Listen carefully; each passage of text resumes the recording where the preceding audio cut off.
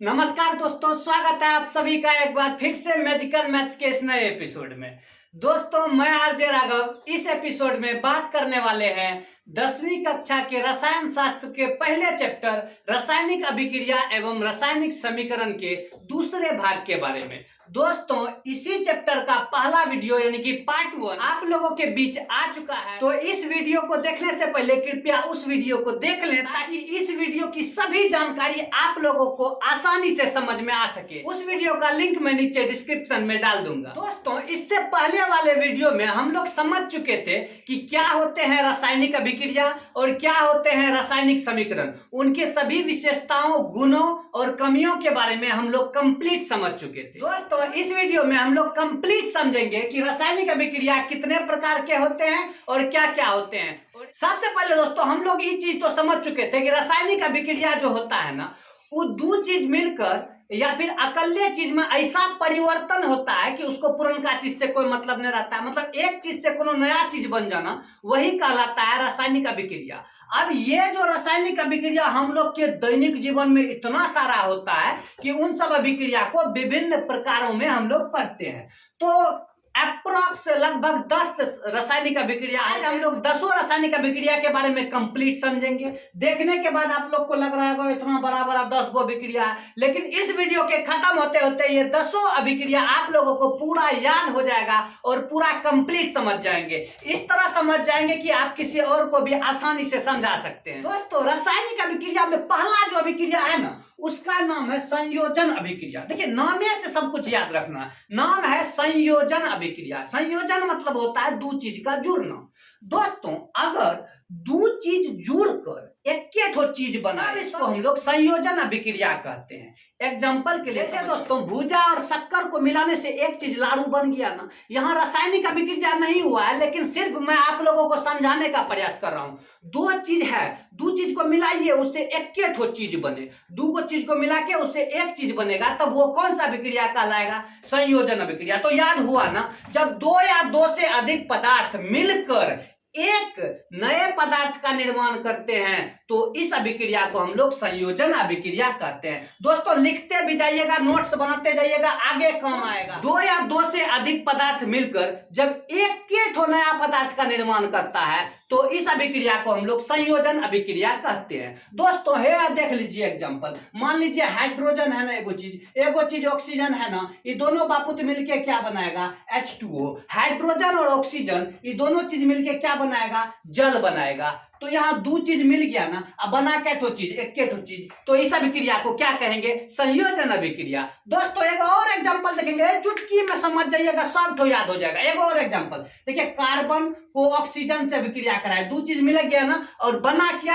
Carbon dioxide CO2 बना। क्या बना है? CO2 carbon dioxide. यानी कि जब दो चीज मिलके एक चीज बनता है ना, तब इस अभिक्रिया को हम लोग संयोजन अभिक्रिया कहते हैं। एग्जांपल भी दो फटाफट से याद रख लीजिए। तो दूसरा जो अभिक्रिया है, सेम टू सेम संयोजन का उल्टा, नाम है उसका वियोजन। क्या अभिक्रिया का नाम है? वियोजन अभिक्रिया। मतलब कि संयोजन मतलब हुआ दो चीज का जुड़ना, और वियोजन मतलब हुआ एक चीज का टूट जाना। बात समझ में आई?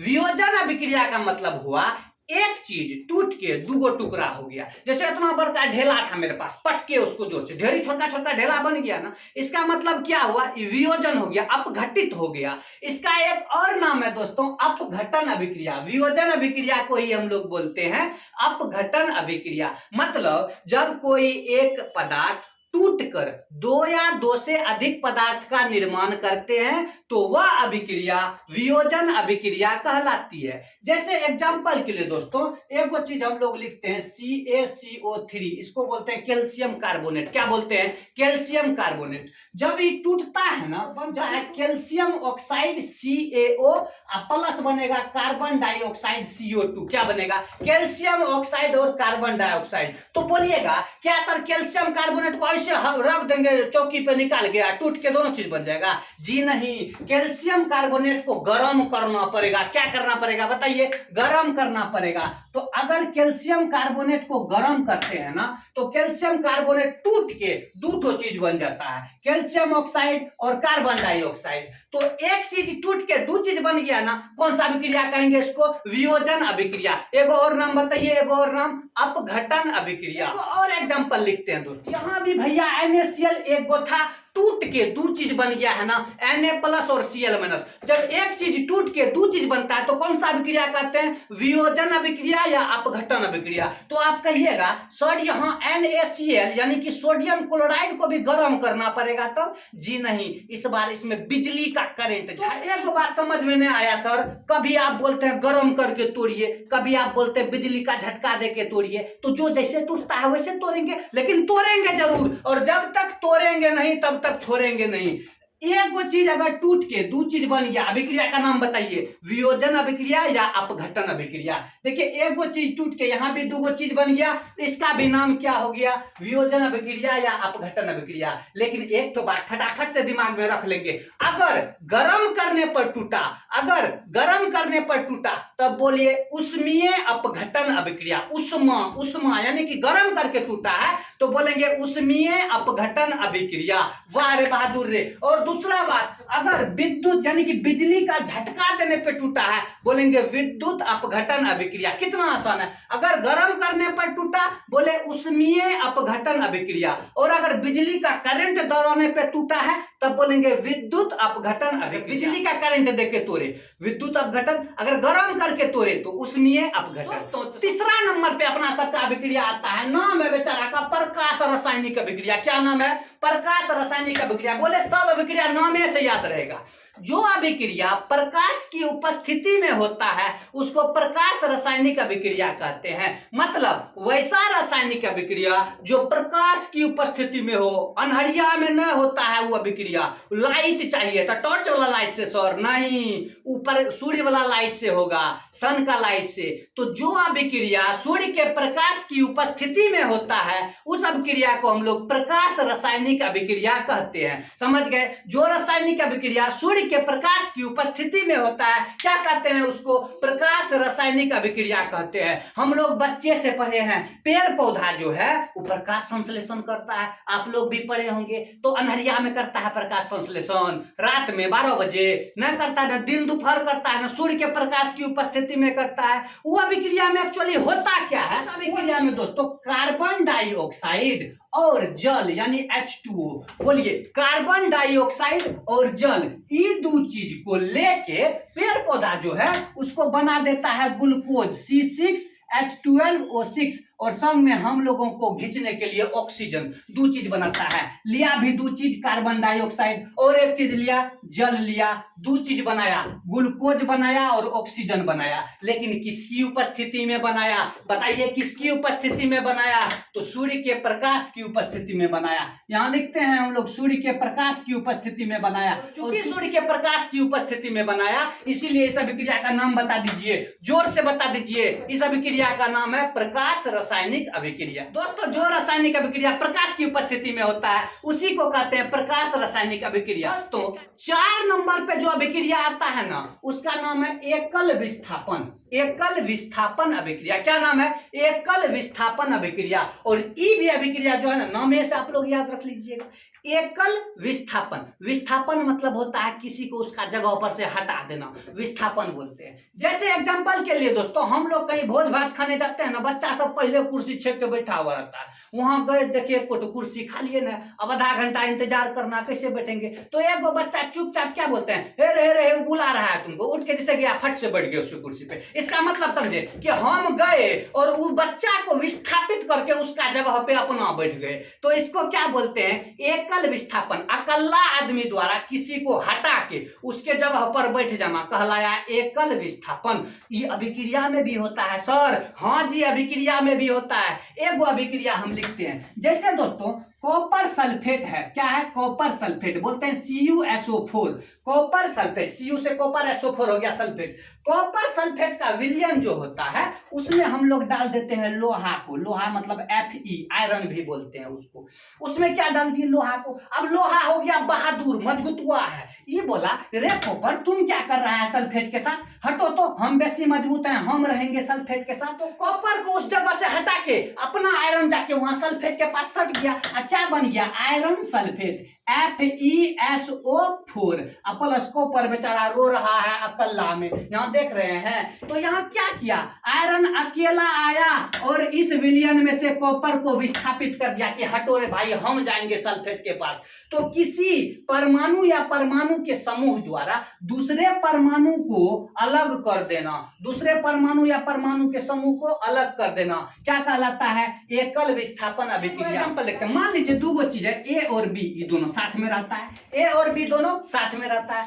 एक वो बंदा सी था, वो आया, वो क्या किया, सी जो था ए से बेसी मजबूत था, सी बोला रे बी को हमको दे दो, बी को हमको दे दो, ए को इस जगह पर से हटा दिया और बी और सी मिलकर यहाँ BC बन गया और ए अकल्ला रह गया। तो समझे, इस सी आया अकल्ला और इसमें से ए को विस्थापित कर दिया, तो इस अभिक्रिया को बोले एकल विस्थापन अभिक्रिया। डेफिनेशन कहते हैं दोस्तों, किसी यौगिक के परमाणु या परमाणु के समूह को, किसी यौगिक, ये यौगिक है, दो तीन गो चीज इसमें मिला हुआ, किसी यौगिक के परमाणु या परमाणु के समूह को जब किसी अकेले परमाणु के द्वारा विस्थापित कर दिया जाता है, किसी यौगिक के परमाणु को जब किसी अकेले परमाणु के द्वारा विस्थापित कर दिया जाता है, तो इस अभिक्रिया को हम लोग एकल विस्थापन अभिक्रिया कहते हैं। क्या कहते हैं, एकल विस्थापन अभिक्रिया। दोस्तों अगला अभिक्रिया है उभय विस्थापन अभिक्रिया, नाम में सब कुछ पता चलेगा, उभय विस्थापन अभिक्रिया। दोस्तों उभय मतलब दो ठो,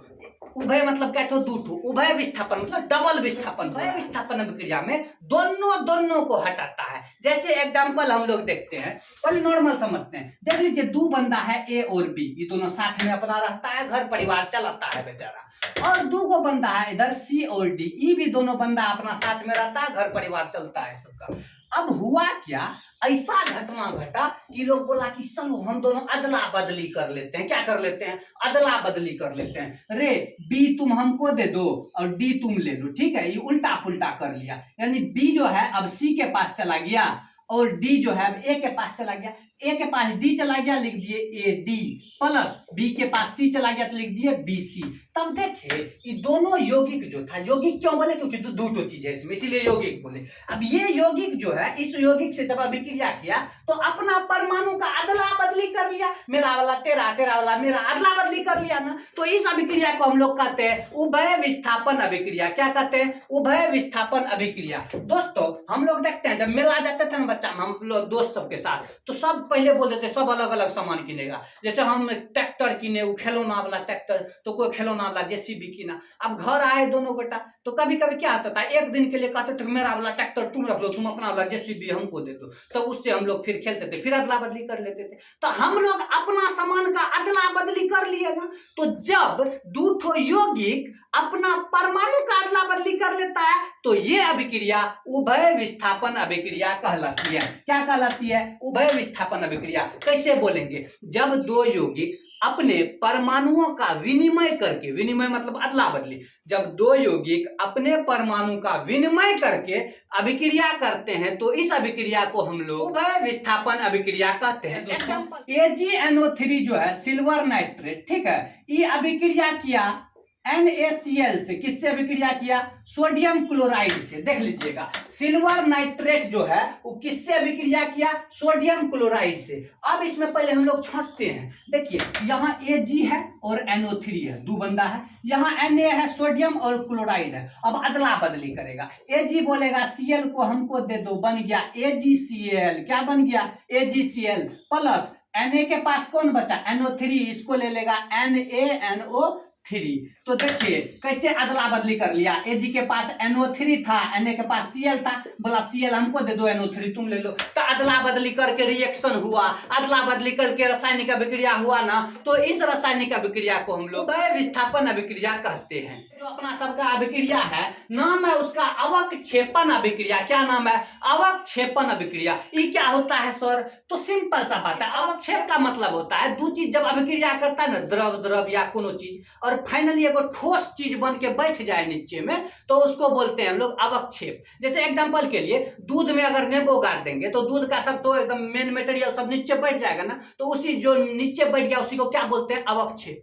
तो अवक्षेपण अभिक्रिया किसको बोले? नाम से याद हो जाएगा सर, जिस अभिक्रिया में अवक्षेप का निर्माण होता है उस अभिक्रिया को अवक्षेपण अभिक्रिया कहते हैं। कहिए तो इससे सिंपल दुनिया में कुछ है? दुक्का दू सब इससे सिंपल है? नहीं है। तो कहिएगा कैसे कि जिस अभिक्रिया में अवक्षेप का निर्माण होता है उस अभिक्रिया को हम लोग अवक्षेपण अभिक्रिया कहते हैं। अब एगो एग्जांपल सर दीजिए तब मानेंगे। ठीक है सर, लीजिए अभी तुरंत वाला एग्जांपल देंगे, टटका नाइट्रेट है सिल्वर नाइट्रेट, सिल्वर नाइट्रेट का अभिक्रिया करवाइए ना आप सोडियम क्लोराइड से। किससे कीजिएगा? सोडियम क्लोराइड से, NaCl से। तो Ag किसको लेके जाएगा? Ag जो है Cl को लेके जाएगा, AgCl। जानते हैं ये जो AgCl है ना, ये अवक्षेप है, दही के तरह उजला सन का अवक्षेप बनता है। जैसे ये दोनों को आपको परख नली सब में मिलाइएगा ना, फटाक से AgCl का उजला उजला से अवक्षेप बन के नीचे में बैठ जाएगा। AgCl का यानी कि सिल्वर क्लोराइड का अवक्षेप बन के नीचे में बैठ जाता है। यो क्वेश्चन पूछता है एग्जाम में कि सिल्वर क्लोराइड का अवक्षेप कब बनता है? तो जब सिल्वर नाइट्रेट और सोडियम क्लोराइड का अभिक्रिया करवाते हैं तो कैसा अवक्षेप बनता है? सफेद अवक्षेप। किसका? सिल्वर क्लोराइड का। साथ में कोई बचा भी? हाँ, Na बचा, NO3 बचा, तो लिख दिए NaNO3। तो दोस्तों इस अभिक्रिया में अवक्षेप बनाना, और जानते हैं जब अवक्षेप बनता है तीर हम लगाते हैं नीचे के तरफ। तो दोस्तों इस अभिक्रिया में अवक्षेप बना, इस अभिक्रिया का नाम बता दीजिए, जोर से बता दीजिए। इस अभिक्रिया का नाम हुआ अवक्षेपण अभिक्रिया। दोस्तों छठा नंबर पे जो अभिक्रिया है ना, बड़ा उदास अभिक्रिया है, नाम है उसका उदासीनीकरण अभिक्रिया। अरे ये क्या हो गया? उदासीनीकरण अभिक्रिया क्या होता है जानते हैं? मान लीजिए दोस्तों आपको कभी कभी मरचा उर्चा खा लिए, करू लग गया भीषण। अब करू लग गया भीषण तो आप क्या कीजिएगा? पानी से भी बेहतर इलाज कौन देता है? चीनी। फटाफट से एक मुट्ठी चीनी फेंक लिए। तो करू को मिटाने के लिए कौन काम दिया? चीनी। आप बताइए आपको कैसा फील हो रहा है, करू की मीठा? तो जानते हैं कड़वा चीज मीठा चीज को मार देता, तो न आपको करू फील होगा न आपको मीठा फील होगा। तो दोनों जब मिल गया ना तो उदासीन हो गया। पहले एक चीज करू है एक चीज है मीठा, दोनों चीज जैसे मिला, अब न कड़वे रहा न मीठे रहा, उदासीन हो गया। जो कोनो गुण न रहता उसको क्या बोलते हैं? उदासीन। जैसे मान लीजिए मेरा दूगो स्टूडेंट में लड़ाई हो गया तो हम किसका साथ लें? फलना का साथ दें, चिल्ला का साथ दें? इसका साथ देंगे तो ये गुस्सा आएगा, इसका साथ देंगे तो ये गुस्सा आएगा। हम भाई उदासीन है, नहीं हमको तुमसे मतलब है, नहीं तुमसे मतलब। उदासीनीकरण अभिक्रिया किसको बोले? तब ये होता है जब दूगो उल्टा जानी दुश्मन चीज मिल जाता है, नहीं यही रहता है नहीं यही रहता है। तो जानी दुश्मन चीज प्रकृति में है अम्ल और क्षार। कौन है? अम्ल और क्षार। तो उदासीनीकरण अभिक्रिया किसको कहेंगे? तो कहिएगा कि जब कोई अम्ल किसी क्षार से अभिक्रिया करता है तो लवण, तो उदासीन लवण तथा जल बनाता है। वही जो उदासीन लवण बना, इसीलिए इस अभिक्रिया को उदासीनीकरण अभिक्रिया कहते हैं। तो एक बार फिर से बोलते हैं, लिख लीजिए फटाफट कि जब कोई अम्ल किसी क्षार से अभिक्रिया करता है तो उदासीन लवण एवं जल बनाता है। इस अभिक्रिया को उदासीनीकरण अभिक्रिया कहते हैं। एग्जाम्पल देखते हैं दोस्तों। हम पहले ऐसे बोले कि अम्ल जब क्षार से अभिक्रिया करता है तो कैसा बन जाता है? तो क्या बनता है? तो लवण बनता है जो कि उदासीन होता है, और जल बनता है। आप बताइए, अम्ल एकदम खट्टा चीज, क्षार एकदम कड़वा चीज, ये दोनों चीज जब मिल गया ना, ये लवण बना। ये न खट्टा न कड़वा, ये कोनो है, न तुमसे मतलब भाई न तुमसे मतलब भाई, तो ये अलगे चीज टाइप का बन गया ना। इसको बोल दिए हम लोग क्या? उदासीनीकरण अभिक्रिया। क्या बोले? उदासीनीकरण। एगो एग्जाम्पल भी लिखते हैं। जैसे दोस्तों HCl एगो अम्ल है, हाइड्रोक्लोरिक अम्ल बोलते हैं। क्या बोलते हैं इसको? हाइड्रोक्लोरिक अम्ल। इससे अभिक्रिया हम करा दिए NaOH का सोडियम हाइड्रोक्साइड, ये एक क्षार है। क्या है? एक क्षार। NaOH sodium hydroxide. वैसे भी याद रखिएगा जिसका लास्ट में OH रहता है वो लगभग क्षार होता है। तो अम्ल और क्षार अभिक्रिया किया ना, ये अम्ल है ये क्षार है। अम्ल और क्षार जब अभिक्रिया किया तो ये H जो है ये OH से मिलके बन गया H2O और इधर बच गया NaCl। तो NaCl जो है वो हो गया लवण। ये बेचारा उदासीन है, लवण है, इसीलिए इस टोटल अभिक्रिया को हम लोग कहते हैं उदासीनीकरण अभिक्रिया।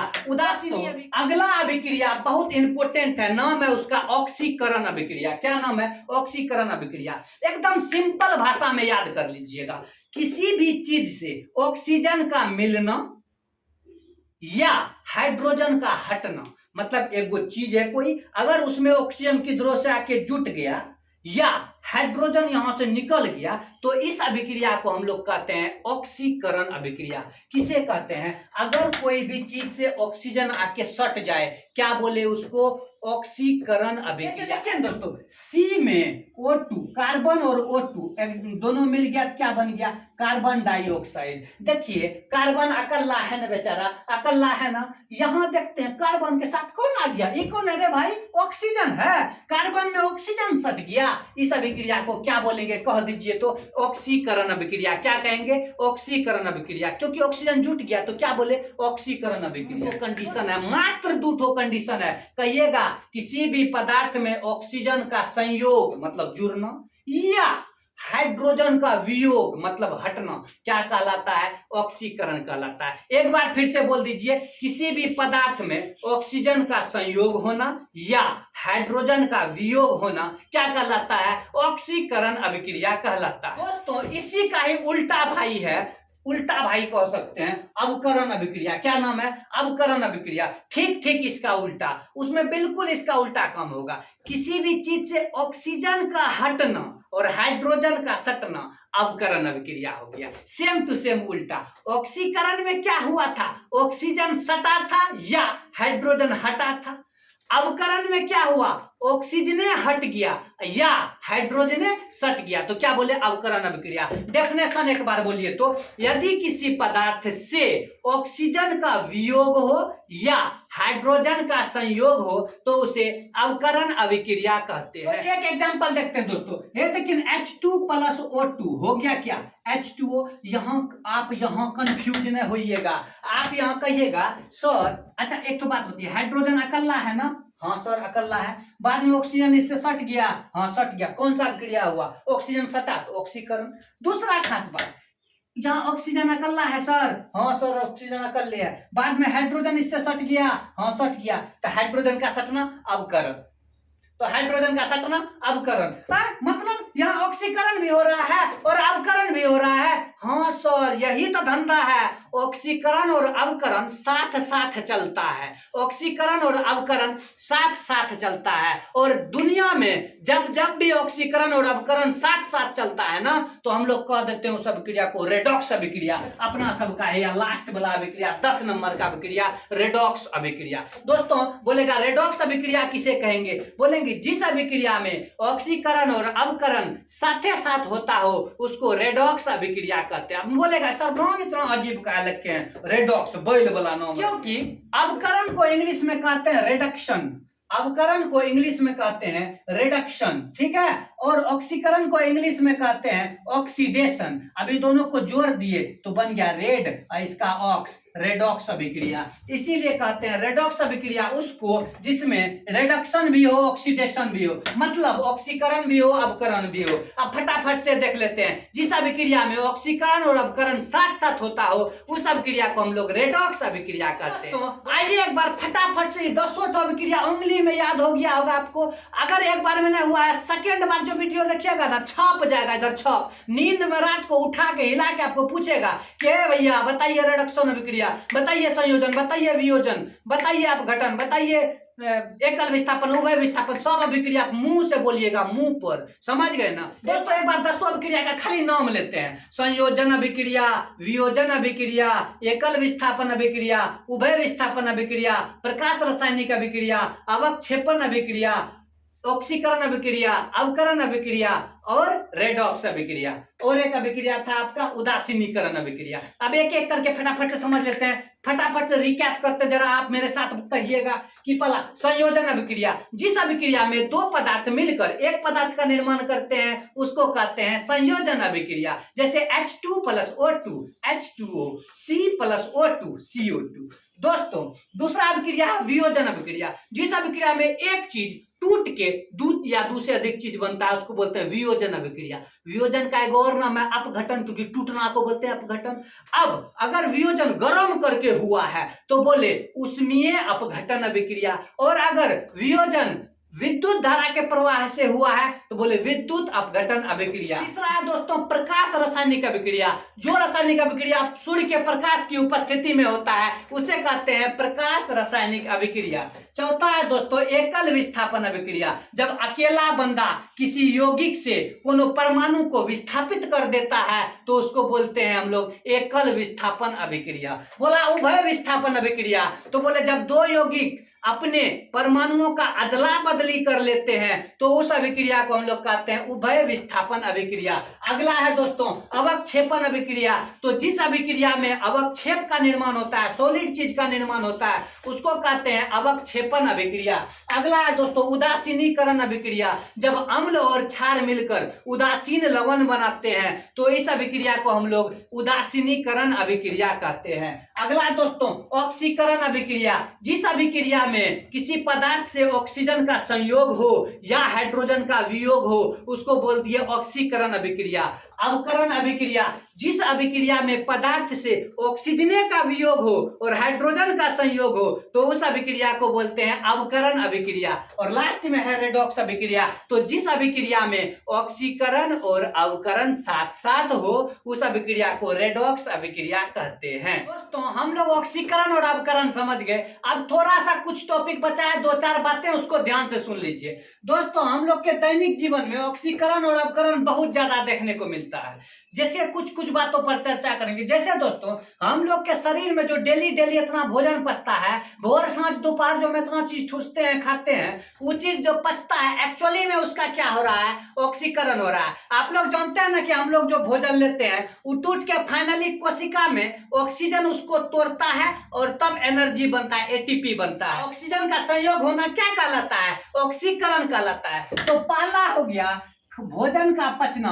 बोलेगा क्वेश्चन नोनू, बोर्ड एग्जाम में दोस्तों क्वेश्चन पूछता है भोजन का पचना कैसा अभिक्रिया है, भोजन का पचना कैसा अभिक्रिया है, तो ऑक्सीकरण अभिक्रिया। आखिर क्या होता है जो 2-3 दिन के बाद भोजन सब दुर्गंधित हो जाता है, तो भैया वही भोजन रखा हुआ ऑक्सीजन से अभिक्रिया करके ऑक्सीकृत हो जाता है और उसमें अजीब सा स्मेल आने लगता है। तो कहते हैं कि ये भोजन खराब हो गया, स्पॉइल हो गया या फिर महकने लगा, दुर्गंधित हो गया। तो बोलेगा भोजन का दुर्गंधित होना कैसा अभिक्रिया है, तो ऑक्सीकरण अभिक्रिया है। बोलेगा सर तब कोनो उपाय तो होगा ना भोजन को ठीक रखने का। हाँ सर उपाय है ना, रेफ्रिजरेटर फ्रिज में रखिए, फ्रिज में रखिएगा तो ऑक्सीजन से उतना उसको भेंटना होगा, ऑक्सीजन से भेंटना होगा तो ऑक्सीकरण नहीं हो पाएगा, तो भोजन आपका ठीक रहेगा। और दूसरा उपाय है कि आप उसको ठीक ढंग से बर्तन में बंद करके रखिए कि हवा बाहरी उसका कांटेक्ट में ना आ पाए, तो ज्यादा टाइम तक फिर भी वो बचा हुआ रहेगा भोजन। और एक होता है दोस्तों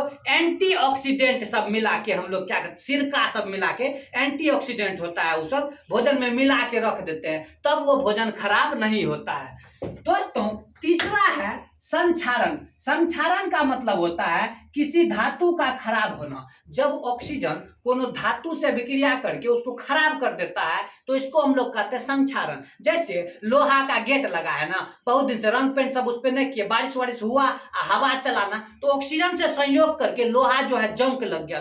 तो एक्चुअली में लोहा ऑक्सीजन से अभिक्रिया करके फेरस ऑक्साइड बना लिया और उसी को हम लोग कहते हैं जंग। तो दोस्तों यहाँ लोहा ऑक्सीजन से अभिक्रिया करके ऑक्सीकृत हो गया, यानी कि ऑक्सीकरण हो गया लोहा का, तो हम लोग कहते हैं संक्षारण भी क्या है, ऑक्सीकरण है। और बाकी धातु सब भी, चांदी सब पे भी देखते हैं ऑक्सीजन हवा में रहता है, सब पे दाग पड़ जाता है, तो वही हुआ ऑक्सीकरण। यानी कोनो धातु ऑक्सीजन से संयोग करके खराब जब होने लगता है तो इस अभिक्रिया को हम लोग ऑक्सीकरण अभिक्रिया कहते हैं। चौथा एगो और है दोस्तों दहन, दहन का नाम सुने हैं आप लोग, कोनो भी चीज का जलना, उसको क्या कहते हैं? दहन। और दहन कब होता है?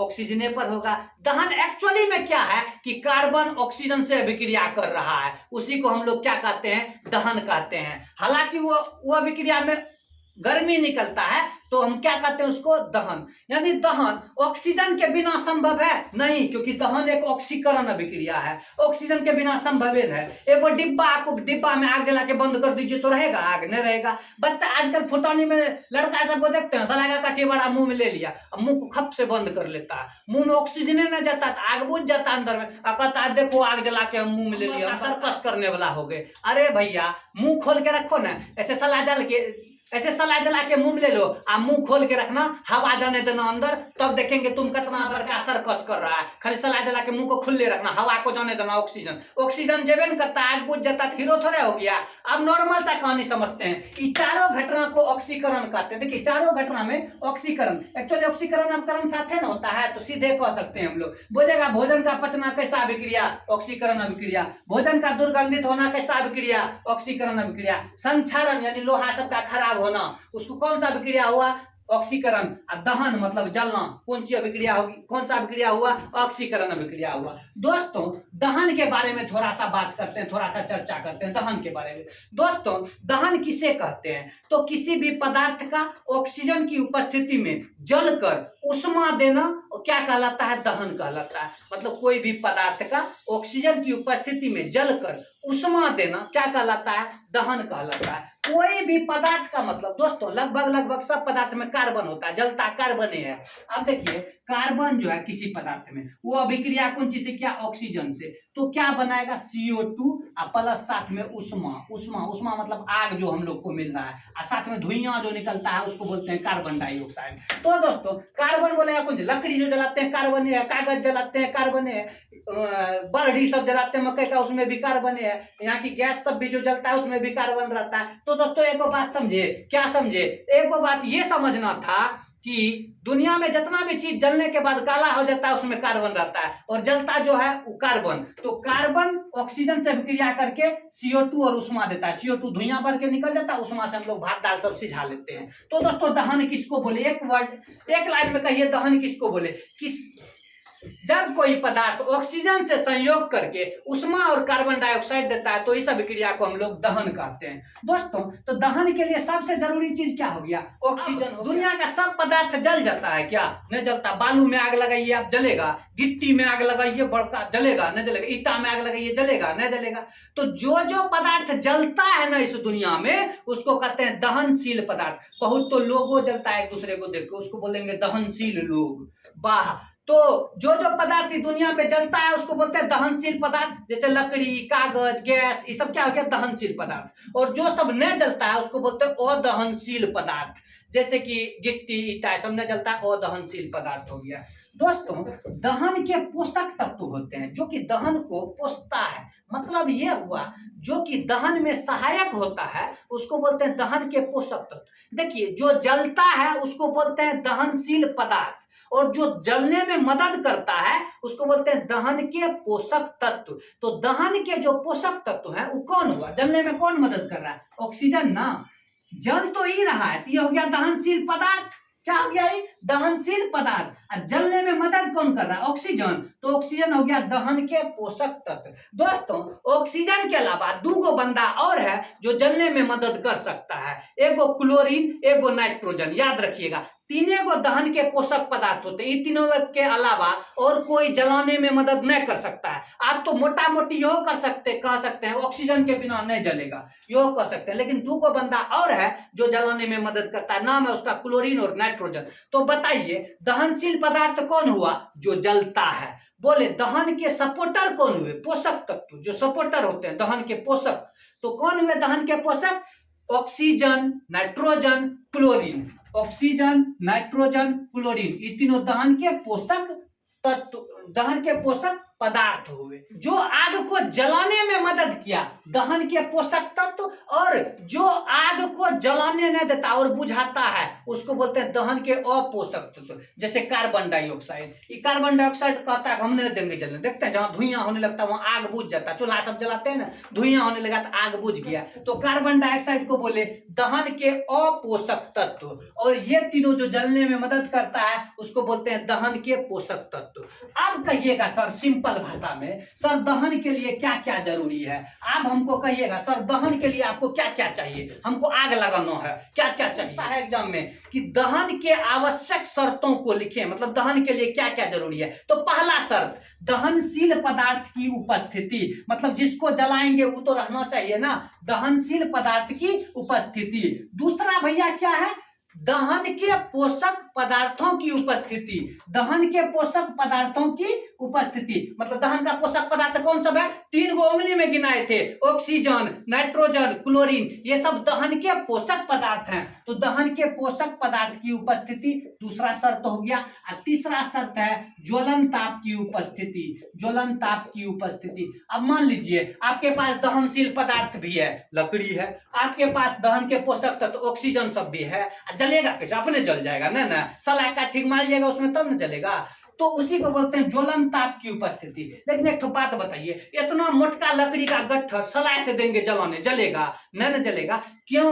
लेकिन एगो संठी अगर बोलेंगे सलाह से फट से जला देंगे, मोमबत्ती बोलेंगे सलाह से फट से जला देंगे, क्योंकि सब दहनशील पदार्थ का ज्वलन ताप अलग अलग होता है। अब बोलिएगा सर ज्वलन ताप किसको कहते हैं? तो जिस न्यूनतम ताप पर कोई चीज जलना शुरू कर देता है उसको बोलते हैं ज्वलन ताप। जैसे मोमबत्ती हल्के सा ताप पर जलना शुरू कर देगा, संठी हल्के से ताप पे जलना शुरू कर देगा, लेकिन लकड़ी को ढेर ताप चाहिए जलाने के लिए, कोयला को ढेर ताप चाहिए जलाने के लिए। तो जितना ताप पर कोई भी चीज जलना शुरू कर देता है उसको बोलते हैं ज्वलन ताप। तो बोलेंगे दहन की आवश्यक शर्तों को लिखें, तो भैया मेरे 3 गो आवश्यक शर्त को लिख दीजिएगा। पहला दहनशील पदार्थ की उपस्थिति, दूसरा लिखिएगा दहन के पोषक पदार्थ की उपस्थिति, तीसरा लिखिएगा ज्वलन ताप की उपस्थिति। हो गया कहानी दोस्तों। दुनिया में ढेरी चीज है जलने वाला, जो चीज खूब बढ़िया से जलता है ना, पूरा ऑक्सीजन रहता है उसके पास, उसको बोलते हैं प्रकाशहीन, क्योंकि उसमें नीला लो होता है, लाइट कम होगा। जो खूब बढ़िया से जलेगा ना उसमें लाइट कम निकलता है, और लौ कैसा होता है उसका? नीला, तो उसको बोलते हैं प्रकाशहीन। अब दूसरा क्या है? कुछ कुछ आधा ऑक्सीजन रहता है, आधा ऑक्सीजन का कमी रहता है, कम ऑक्सीजन रहता है, तो वो खूब बढ़िया से नहीं जलता है लेकिन वो लाइट खूब करता है, तो उसको बोलते हैं प्रकाशमान। क्या बोलते हैं? प्रकाशमान। ठीक है, तो 2 गो मेन हो गया, एगो प्रकाशहीन, प्रकाशमान। प्रकाशहीन किसको बोले? जो खूब बढ़िया से जला लेकिन लाइट ढेर नहीं देता है। और प्रकाशमान किसको बोले? जो आधा सीधा जलता है लेकिन प्रकाश खूब देता है। जो प्रकाशहीन होता है वो नीला लो करता है, जैसे गैस सब जलता है ना, देखते हैं नीला लो होता है उसमें, तो वो हुआ प्रकाशहीन, क्योंकि वो खूब बढ़िया से जल रहा है। लेकिन लकड़ी, डिबिया, मोमबत्ती सब जो जलाते हैं लाल लाल लो देता है, क्योंकि वो बढ़िया से नहीं जल रहा है, पूरा ऑक्सीजन उसको नहीं मिल रहा है, इसीलिए वो लाइट करता है। तो 2 प्रकार का हुआ, एगो प्रकाशहीन, एगो प्रकाशमान। दोस्तों अपना सब जो घर में जलाते हैं ना, एलपीजी, क्या बोलते हैं उसको? एलपीजी बोले लिक्विफाइड पेट्रोलियम गैस, द्रवीभूत पेट्रोलियम, द्रवीभूत पेट्रोलियम गैस 3 चीज से मिलकर बना है दोस्तों। क्या क्या से? ब्यूटेन, किससे मिलके बना? ब्यूटेन से। ब्यूटेन का फॉर्मूला C4H10। ठीक, एगो प्रोपेन, कौन चीज से मिलके बना? प्रोपेन, बोले C3H8।